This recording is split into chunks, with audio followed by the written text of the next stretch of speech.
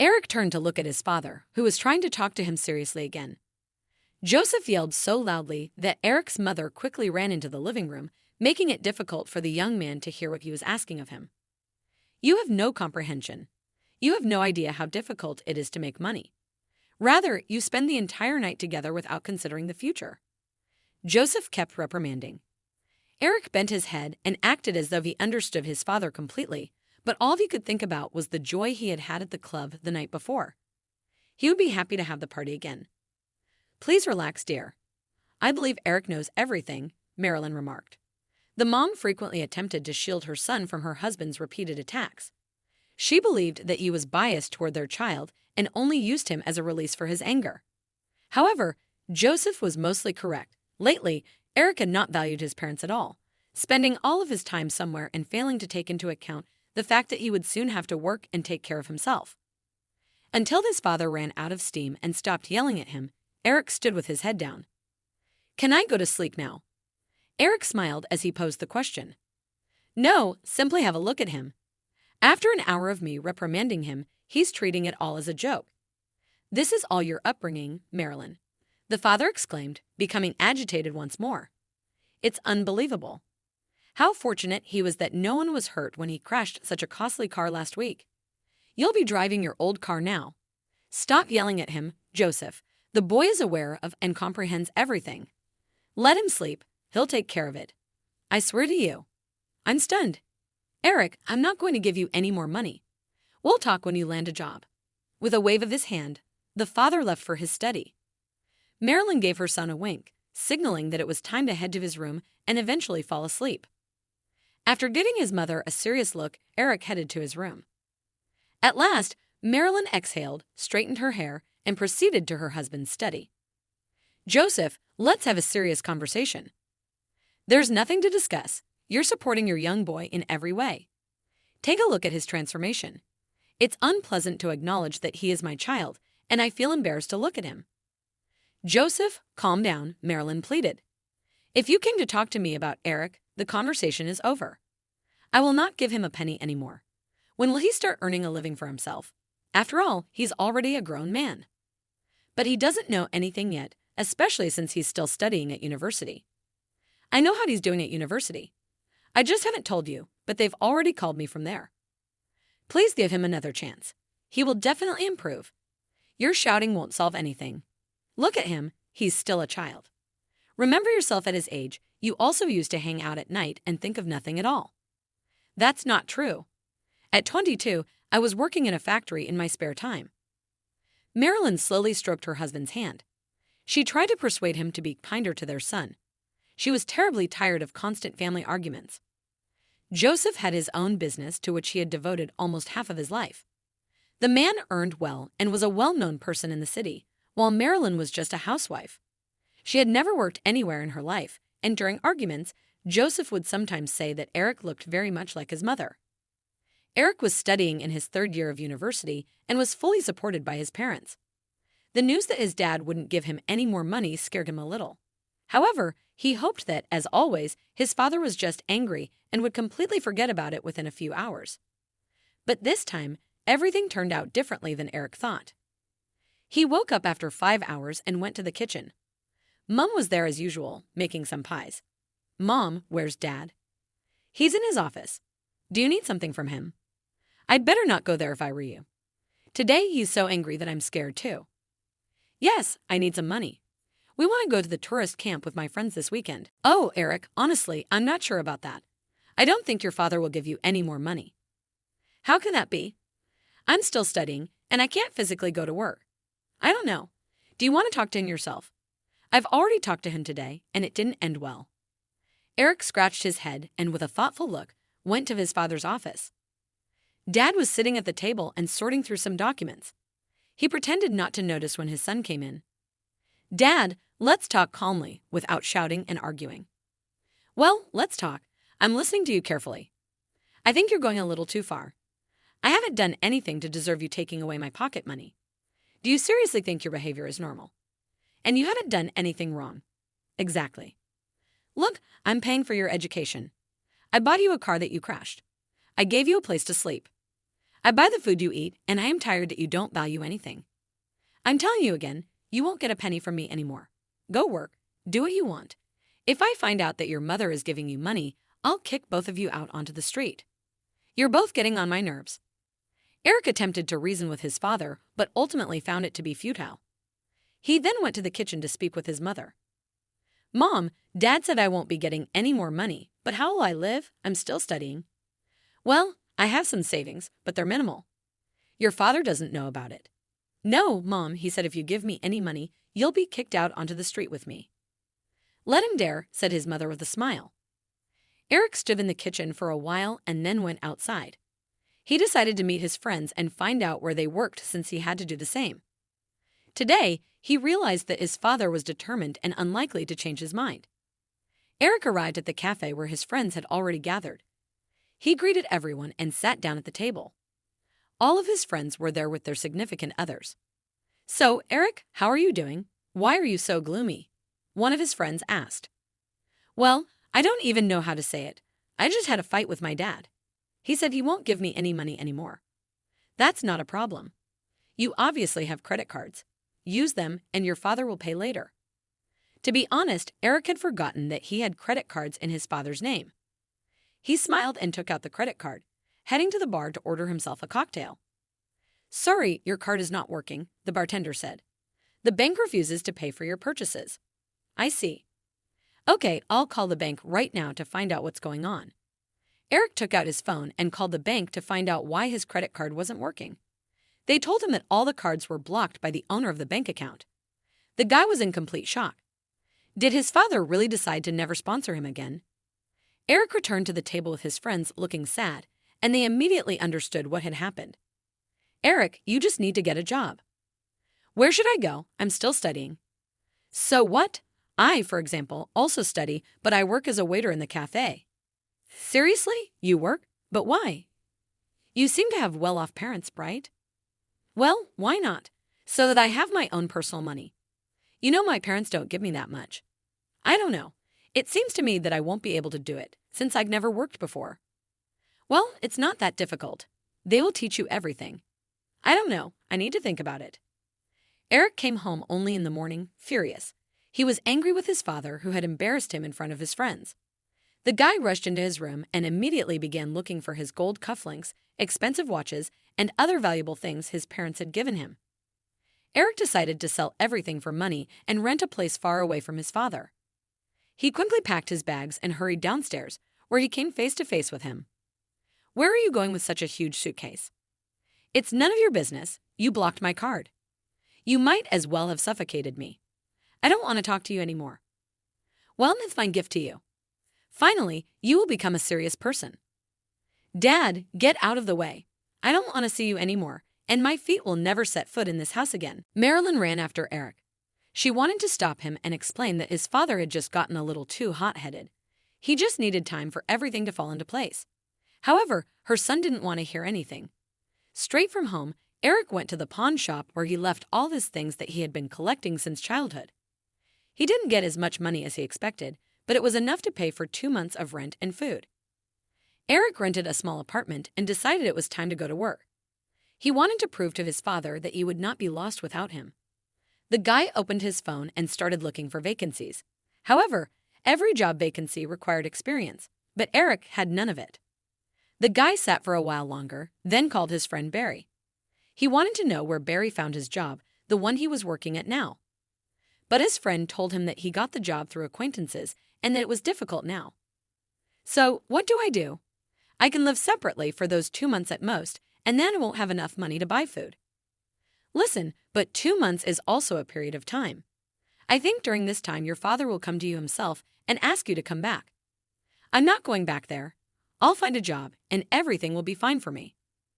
Well, see for yourself. If you need anything, call me. Eric sat on the couch and didn't understand where to go to work. He really wanted to prove to his father that he could earn money and live independently. In fact, he had long been angry that his father did not perceive him as an adult. He had even heard his father and his friends talking about him, and his father had said that nothing good would come of him. Those words were forever etched in his soul, but he did not lose hope that he would still find some kind of part-time job. He still went to university. After all, education was critical, and he understood that perfectly. Most of all, he was surprised that during this time while he was living alone, his mother didn't even call him once.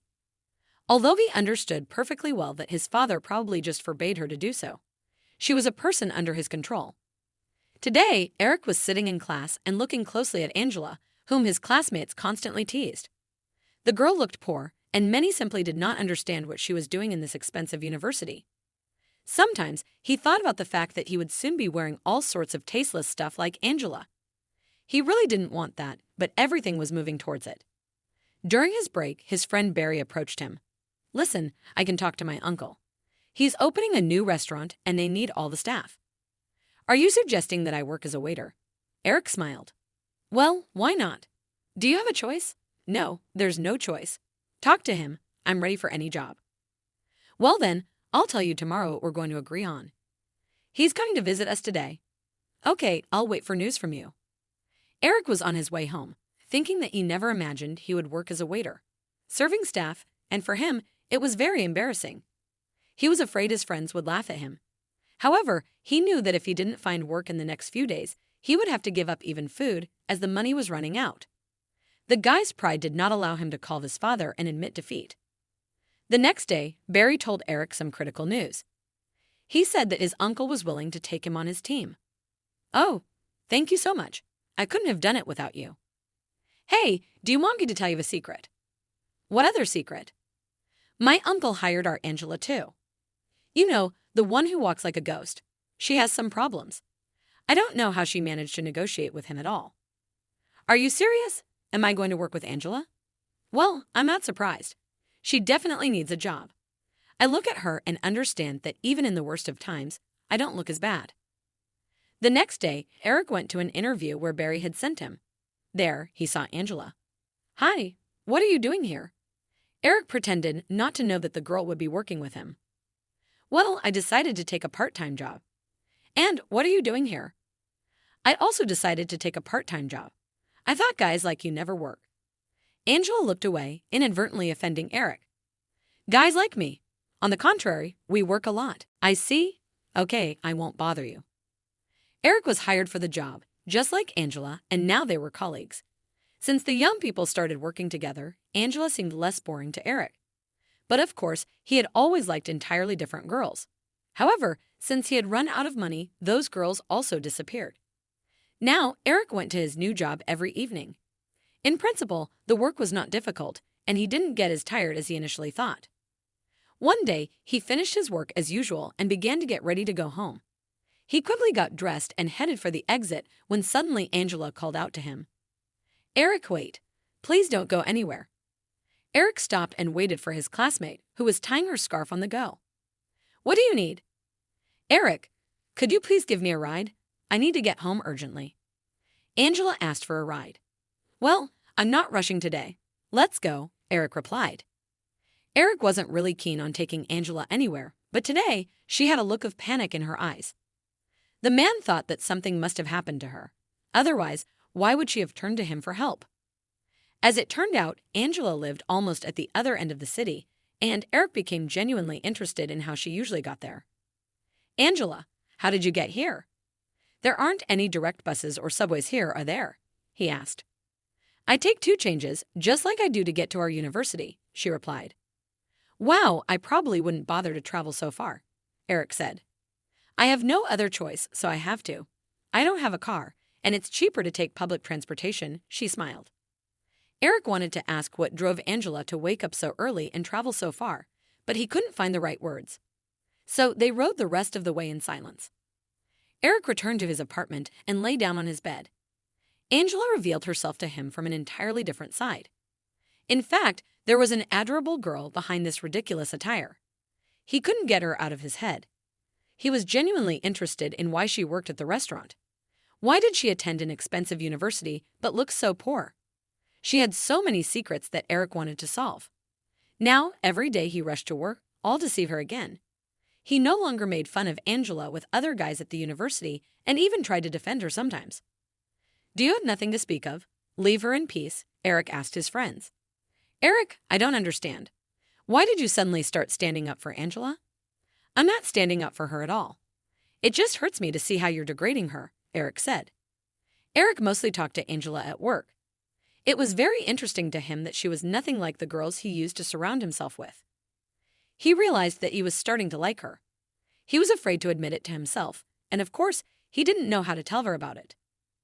One day after work, the young man stood by the restaurant. Today, his shift ended an hour earlier than Angela's, but he decided to give her a ride home and to get to know her better. Angela came out at the right time and immediately headed to the bus stop. The girl flew past Eric so quickly that he didn't immediately understand what was going on. Angela, wait for me, please. Eric, I'm listening. Just walk faster. If I miss the bus now, I'll have to walk home later. Then let me give you a ride. I've been waiting for you for a while now, and I just want to talk to you today. Angela smiled, and Eric felt a warmth in his soul. Well, if you really want to, let me down. I don't mind in principle. The girl got into Eric's car, and they drove toward her house. Eric really wanted to tell her that he hadn't been able to sleep for over a week without thinking about her, but he thought it would sound ridiculous, so he didn't say anything. The only thing he could say was that if she ever had time, he'd love to go out and have coffee with her. Thank you so much. I didn't think you were such a nice person. You look very different at the university. Well, if you ever need a ride or anything, just let me know. Angela looked at him, then kissed him on the cheek and ran home. Eric drove back. The mark of her kiss still burned on his cheek, and it made him feel good to remember it. He couldn't sleep again, all spinning and thinking about the girl who was still a mystery to him. It was all rather strange, for he had never felt this way before. But at the same time, he was also very ashamed. He wondered how his friends would react if he started dating such a poor girl. He couldn't stop thinking about it. Finally, having decided that he didn't care at all about the opinions of others, Eric finally fell asleep. A whole month went by like that, and he didn't even notice how fast the time was passing. Eric received his first salary and was very surprised.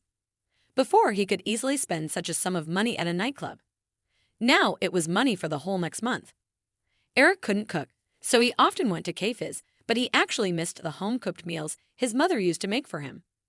Sometimes, Eric would call her to see how she was doing, but his mother spoke to him very timidly and kept repeating that his father was still angry with him. As for Angela, now Eric communicated with her very often at the university. They recorded funny moments related to their work. You remember that client who was sitting by the window, stroking his belly? Eric reminded Angela. Of course I remember. He's a very funny man in his own right. Eric's classmates looked at them and didn't understand what was happening between them. Why had they become so close? This situation amused everyone a little, but at the same time, it made them tense, especially the girls whom Eric used to be close to. They didn't like it at all. One day, leaving the classroom, Eric asked Angela to help him. Angela, please don't think anything wrong. I have just no one else to turn to. Well, you know my story. My parents rejected me, and I really don't know how to cook at all. Lately, I'm exhausted from always having to go to cafes for lunch and dinner, and besides, it costs a lot of money. Do you want me to teach you how to cook? She widened her eyes. I would love that. And we also need to go to the store together, because I have nothing to cook with at home. Angela looked at him, smiled, and of course, agreed. She too became attached to him and could no longer imagine a day without him. Before, she couldn't even dream of it. Well, I'll help you buy groceries and teach you something to cook. On their next day off, they spent their evening in a grocery store. Eric watched Angela carefully, observing how she chose products. The girl read the composition, looked at the price, and Eric had never done that before. After they paid for their purchase, the young couple loaded the heavy bag into the car trunk and drove to Eric's apartment. Eric, I'll just show you how and what to cook and then go home right away, she said, embarrassed. Yes, of course. I'll take you there. At home, Eric spread the products throughout the refrigerator. Angela immediately began to prepare, although before that, she washed a huge pile of dishes. Eric sat at the table and watched carefully as the girl chopped vegetables, washed the meat, and prepared the borscht. He was so interested in watching this that he didn't look at the time at all. Well, that's it. You can try it, the girl smiled and fixed her hair. I'm sure it's delicious. While you were cooking here, I almost went crazy from the smells. Thank you very much. Angela smiled again and put a plate in front of Eric's nose. You know, I think I'm going to ask for more, he smiled. Yes, please. as much as you can eat. After a hearty dinner, Eric began preparing to take Angela home. Well, did you remember how I was cooking? Can you repeat it yourself? Honestly, I didn't remember anything, but now at least I know whom to turn to if I want to eat. I was looking at you, not at what you were doing. They laughed and then went outside. It was late at night, and the air was very fresh. Eric had never noticed before that it was so easy to breathe at night. Usually, he returned home at that time from the club, and then he didn't pay any attention to such little things. Angela, thank you so much. Thanks for the most delicious dinner. Thank you for being here with me. The girl blushed sharply. She didn't expect such warm words. They were driving very slowly because Eric didn't want to part with her. You know, I probably should have confessed a long time ago, but honestly, I still don't know how to choose the right words. No need to pick anything, just say how you feel. Well, to be honest, I think I'm starting to like you. I can't handle it. Every night, I think about you. Are you serious now, or is this your joke again? Of course I'm serious. Can you joke like that? I don't know. They'd arrived at Angela's house, and she quickly jumped out of the car and ran home. The guy didn't understand anything. She didn't say anything about his confession of love. It became somehow awkward, as if this confession had spoiled her mood. However, the next day, she looked entirely different. Today, she even wore light makeup. Listen, Eric, you suggested having coffee. Let's do it today after work. With pleasure. After work, they sat in a cafe, drank coffee, discussed different topics, and Angela admitted that she also liked Eric. Moreover, she had liked him for a very long time, and yesterday's confession surprised her a little. So the young people started dating, and every day, Eric understood more and more that he had never loved anyone before. Everything felt like a fairy tale. They cooked together, and in general, Angela did everything to make Eric feel comfortable. It turns out that even without a lot of money, you can find your happiness. The young man's life became noticeably brighter, and he felt loved. Was there anything else he needed for happiness? But one day, Eric's life turned upside down. Eric, I think it's time for you to meet my mom. She's been pestering me with questions about where I disappear all the time. Maybe we can go to my place tomorrow. Of course, with pleasure. Great. Then I can stay over at your place tonight, and tomorrow we'll go to my place. The next morning, the young man woke up early and rushed to the kitchen to make breakfast for his beloved. He wanted to do it for the first time in his life. He didn't know it was happening to him. Wow, is that for me? Asked Angela, entering the kitchen. No, not for you. It's for the most beautiful girl in the world. Angela wrinkled her nose and kissed Eric. Eric, you just need to understand me correctly. What's going on at my house might surprise you, but I still hope you're a reasonable person, and you'll keep yourself under control. I don't understand. Are you trying to scare me? I wonder what I'll see. Just wait until we get there, and you'll see everything. The young people began to get ready to go to Angela's mother, who had raised her alone her whole life. What he saw there shocked Eric. A very pale woman was lying on the bed in the room. She weakly smiled as soon as she saw Angela. It became clear that this woman was sick and couldn't walk. Meet my mum, Angela said. Eric also tried to smile, although he clearly didn't expect to see this. Hello, I'm your daughter's friend. Yes, I've heard a lot about you. Angela took Eric by the hand and dragged him into her room. Now do you understand why I work so hard and why I study so well? To be honest, no, I'm completely confused now. University education is expensive. Where'd you get the money from? From your house? I see that you're not rich. My father pays for my education. It's the only thing he's ever done for me, and I work to save for her treatment, but it seems like an unattainable dream. Why didn't you tell me about this earlier, Angela? I could have helped you with something. Oh no, I never want to ask anyone for help. I'll learn everything myself. Angela told Eric about how hard her life was, how she had to wake up early to avoid being late for work, and how difficult it was to get enough money to finally get her mother back on her feet. After hearing her story, Eric was deeply affected. He spent a little more time with his girlfriend before going to the city. He didn't go home but straight to his father's office. The young man decided to ask him for help. Hey son, I thought you forgot you had parents. Dad, you kicked me out yourself, but I didn't come here to argue. And what did you come for? The car I'm driving, you bought it for me, but it's registered in your name. I want to sell it. Why? Life's really got you down. The father chuckled. No, I want to help someone who's important to me. You see, my girlfriend's mother is really sick. I want to help her. It's her dream to get her mother back on her feet.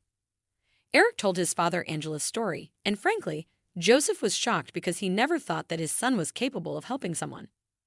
Son, I'll help you. You don't have to sell anything. Just tell me how much money is needed, and I'll pay for all the treatment. You know, forgive me for yelling at you so often. And anyway, come back home. No, Dad, I'm not coming home if you don't understand. I'm currently dating a wonderful girl. If everything goes well, we'll live together. Son, you've grown up so much. You're not the same person who ran away from home with suitcases not long ago. It was probably not for nothing that I yelled at you. If I hadn't done all that, probably you'd still be sitting on my neck. Well, that's not true, Dad. In due time, I would have become independent anyway. Come here, let me give you a hug. They stood there hugging. Eric missed his father too, and sometimes he missed his sharp words. I never believed until the very end that you would change. I was afraid you would remain the same person who didn't care about anything, who wasted his life on empty things, his father said to him. No, I have changed. Now an entirely different Eric stands before you, Eric replied. His father smiled. He had never seen his son so serious. Later that evening, Eric went back to Angela's and told her that there was someone who could help. Angela, just tell me how much money is needed and where are you planning to receive treatment? We will pay for everything, and it's not for you, it's for her. Angela resisted for a long time, but eventually agreed on one condition: she would still repay the money. Angela's mother was taken to the best clinic and started undergoing treatment. Improvement was noticeable after a month of therapy, and the doctor said that she would be able to stand on her own feet. Eric and Angela started preparing for their wedding. Joseph was deeply grateful to Angela, who had changed his son. Eric was no longer interested in nightclubs or partying until morning. He got a job in his father's company. Now he had wholly different values. He just wanted Angela to smile and be happy every day, and he was ready to do a lot to achieve that goal.